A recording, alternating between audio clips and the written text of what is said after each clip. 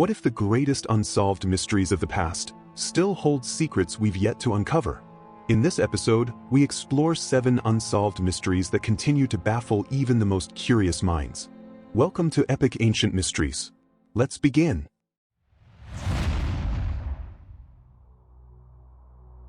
The Ica Stones of Peru.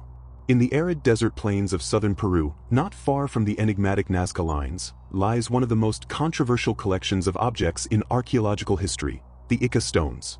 These palm-sized to boulder-sized andesite rocks are covered in engravings, scenes that, if authentic, defy everything we know about ancient civilizations. They depict images of men riding dinosaurs, performing advanced surgeries, and gazing through telescopes. Thousands of these stones have been amassed, each with carvings more bizarre than the last. The stones first gained attention in the 1960s when Peruvian physician Dr. Javier Cabrera began collecting them from local farmers who claimed to have unearthed them from caves near the town of Ica. Cabrera believed they were remnants of a lost civilization with knowledge that rivaled or surpassed modern science. His private museum soon housed over 15,000 stones, meticulously categorized. But the mystery runs deeper. The engravings show detailed knowledge of organ transplants, brain surgery, and even open-heart procedures, skills thought impossible for ancient peoples. Others portray celestial maps, star constellations, and extinct animals known only through modern paleontology. For real, the Ica stones would rewrite history, suggesting human coexistence with dinosaurs and forgotten scientific advancement. Critics, however, argue the stones are an elaborate hoax. Some local farmers later admitted to fabricating the stones with modern tools to sell to tourists and researchers. Despite these confessions, many stones display a level of artistry and patina that's difficult to fake. And not all the stones were sold. Some were reportedly found in sealed caves, untouched and buried deep within strata. Scientific tests on the stones' engravings have been inconclusive, with no consensus on their age or origin. To this day, the Ica stones remain one of the most polarizing finds in the world of ancient mysteries, dismissed by skeptics, revered by alternative historians, and left in limbo by mainstream science. Are they frauds, misplaced relics, or the records of a forgotten epoch? The truth remains etched in stone, but stubbornly silent. The White Shaman Mural. In the remote canyons of southwest Texas, perched on a limestone cliff above the Pecos River, stands a haunting and enigmatic painting, the White Shaman Mural. Measuring over 24 feet wide and 13 feet high, this ancient rock art was created more than 4,000 years ago by an unknown culture. Painted in red, black, yellow, and white pigments, the mural depicts a central ghostly figure surrounded by strange symbols, human-like forms, animals, and serpentine shapes. But what these images mean, no one can say for certain. Discovered in the lower Pecos region, the mural belongs to a broader tradition of Pecos River rock art, found in caves and cliff faces across the area. But the White Shaman panel is among the most elaborate and mysterious. The figure at the center, often interpreted as a shaman, appears to be in a trance or ritual, with outstretched arms and legs splayed in motion. Around it, figures seem to float, merge, or engage in ceremonies whose purpose has long since vanished from memory. Scholars and archaeologists have debated its meaning for decades. Some believe it represents a shamanic journey into the spirit world, a visual map of a trance ritual used to contact the divine. Others argue it encodes a creation myth or celestial event, passed down orally and recorded in paint. One theory suggests the mural shows a ritual linked to peyote, a powerful hallucinogenic cactus used in spiritual ceremonies by native peoples of the region. But no definitive translation has ever been agreed upon. The creators left no written language, no accompanying tools or artifacts, and no descendants who could offer an explanation. Even the pigment's composition, how they've survived thousands of years exposed to the elements, remains a minor mystery. Modern researchers have used digital imaging, pigment analysis, and ethnographic comparisons to decode the mural, but the answers remain elusive. Is it a message to the gods? A record of early American religion? Or something far older and stranger? Until the full story behind its creation is uncovered, the White Shaman mural remains an unsolved mystery, painted in silence, and speaking in symbols time has forgotten. The Al Nasla Rock Split. In the vast desert expanse of Saudi Arabia's Tama Oasis stands one of the most astonishing and unexplained natural formations ever discovered, the Al Nasla Rock Split. This massive sandstone boulder, balanced perfectly on 2 narrow pedestals, is sliced cleanly down the middle by a razor-straight gap. The split is so precise, so geometrically sharp, that it looks like it was made with a laser. Yet no tools, no machines, and no modern explanations account for its creation. The boulder is covered in ancient petroglyphs, including depictions of horses and humans, suggesting it was revered or at least noticed by people thousands of years ago. Archaeological evidence in the region dates back to the Bronze Age, with Tama itself known as one of the oldest continuously inhabited places in Arabia. But despite extensive research, no one can explain how the rock was split so perfectly, or why it remains upright after millennia. Geologists have proposed natural causes.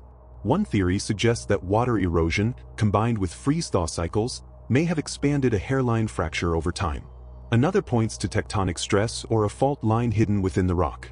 But these explanations struggle to account for the vertical precision and symmetry of the divide, or the fact that the two halves haven't shifted out of alignment.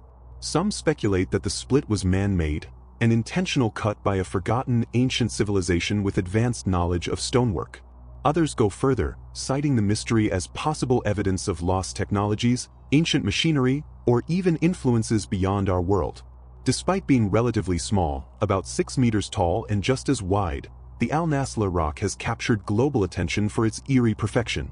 Yet no inscriptions or cultural references have been found to explain its significance. It stands alone in the desert, silent, balanced, and cleaved in two, offering no answers. To this day, the Al Nasla rock split remains one of Earth's most visually perplexing geological enigmas. Whether the work of nature, humans, or something else entirely, it remains unsolved. The Skara Brae settlement. Hidden beneath the windswept shores of the Orkney Islands, off the northern coast of Scotland, lies one of the most remarkably preserved prehistoric villages in the world, Skara Brae. Discovered by chance in 1850 after a fierce storm ripped away layers of grass and sand, this Neolithic settlement had remained buried and untouched for nearly 5,000 years. What archaeologists found was astonishing: a cluster of stone-built homes, complete with furniture carved from stone, beds, shelves, storage spaces, and hearths, almost as if the inhabitants had just stepped out. The level of preservation is so extraordinary that Skara Brae is often called the Scottish Pompeii. Yet unlike Pompeii, no signs of disaster mark its abandonment. The mystery begins with the people who lived there. Built around 3180 BCE and occupied for centuries, Skara Brae predates both Stonehenge and the Great Pyramids of Egypt. Its inhabitants had advanced domestic design, including a form of indoor plumbing using drains and covered passages connecting the homes, suggesting a sophisticated understanding of community and infrastructure far ahead of its time. And yet, there are no written records, no names, no clear indication of who they were or why they vanished. The abruptness of the settlement's desertion has long puzzled scholars. Was it due to climate change? Invasion? Disease? Some suggest a gradual erosion of the coastline drove the community away, while others believe the disappearance was more sudden, tied to unknown catastrophic events. Adding to the enigma, artifacts recovered from the site include finely made tools, beads, and mysterious carved stone balls with intricate geometric patterns, objects whose purpose is still debated. There's no evidence of warfare, and the site shows a peaceful, cooperative society, yet why such a well-built and organized settlement was left behind remains unanswered. Today, Skara Brae stands as a haunting window into a forgotten chapter of human civilization, a place of innovation, mystery, and silence. As archaeologists continue to unearth clues, the question remains: who were the people of Skara Brae, and why did they leave? Until we know more, their story, etched in stone and sand, remains an unsolved mystery. The mystery of Mohenjo-Daro's instant death. In the ruins of the ancient Indus Valley city of Mohenjo-Daro, archaeologists uncovered something that defied explanation: dozens of skeletons lying in the streets, some face down, some hand in hand, many appearing to have collapsed mid-step. No signs of struggle. No weapons. No visible wounds. Just an eerie silence, as if death came suddenly and all at once. Mohenjo-Daro, meaning Mound of the Dead, was one of the world's earliest major urban centers, flourishing around 2500 BCE in what is now modern-day Pakistan. Its layout was highly advanced: grid streets, multi-storied homes, sophisticated drainage, and even public baths. But while its engineering impressed modern scholars, the abruptness and manner of its decline left them baffled. The skeletons were first discovered in the 1920s, but questions about their condition remain. Many appear to have simply fallen where they stood. No signs of mass burial. No haphazard graves. Some were found holding hands. Others curled up as if shielding themselves. And around them, no signs of warfare or fire. In fact, the buildings and structures surrounding the bodies remain mostly intact. Then there's the strange discovery of radioactivity. Some reports claim that areas of Mohenjo-Daro show unusually high levels of radiation. A few of the skeletons are said to be more radioactive than they should be, even by modern contamination standards. These findings sparked wild theories: nuclear explosions in the ancient world, alien involvement, lost technologies, but none of these ideas have gained mainstream acceptance.